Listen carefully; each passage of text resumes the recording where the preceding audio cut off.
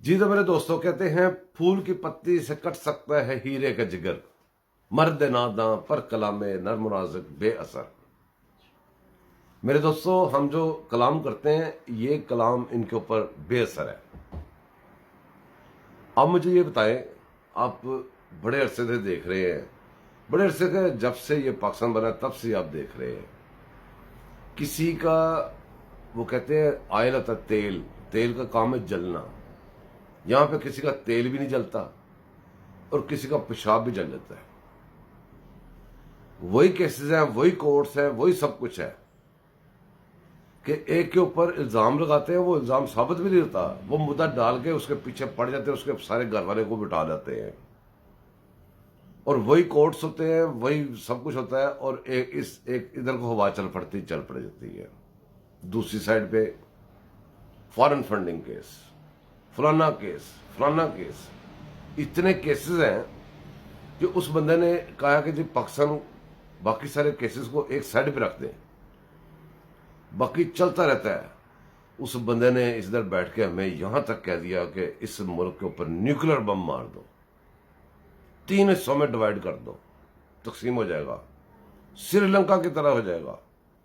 ऐसे ऐसी बकवास की, ऐसे उसने वो क्या कहते हैं, बस जो भी आप समझ कहता रहा। किसी बंदे ने उसको ये तो कहा कि ये गलत कह रहा है, ये हो रहा है, वो हो रहा है, लेकिन किसी ने टच नहीं किया। अब तरीकेकार देखें कैसा है। जब वो न्यूट्रल करके उंगली उठा के गालियां निकाल रहा होता है, तब न्यूट्रल उसके साथ पूरा सेट होता है। बाद में पता चलता है कि न्यूट्रल के बगैर ये एक सांस नहीं ले सकता। जब ये अदालतों को गालियां निकाल रहा होता है, रात को 12 बजे की खोली, बाद में पता चलता है 12 बजे खुली इसके लिए थी, इसको सेव करने के लिए।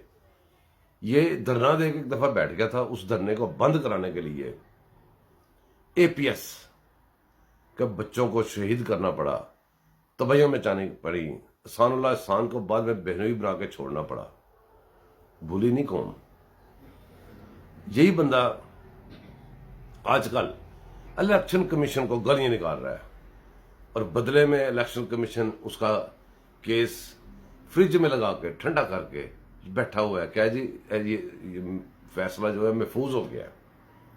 जब भी इस मुल्क में फैसले महफूज हुए हैं, उसके पीछे वही होते हैं जो फैसले महफूज कर सकते हैं, और जो ये सारे और आंख में लपेट के हमें खिलाते हैं, वो ये सारा कुछ करते हैं। हमें जागना होगा, जब जाग जाएंगे तब बच जाएंगे। अपना ख्याल रखें, फिर मिलते हैं इंशाल्लाह।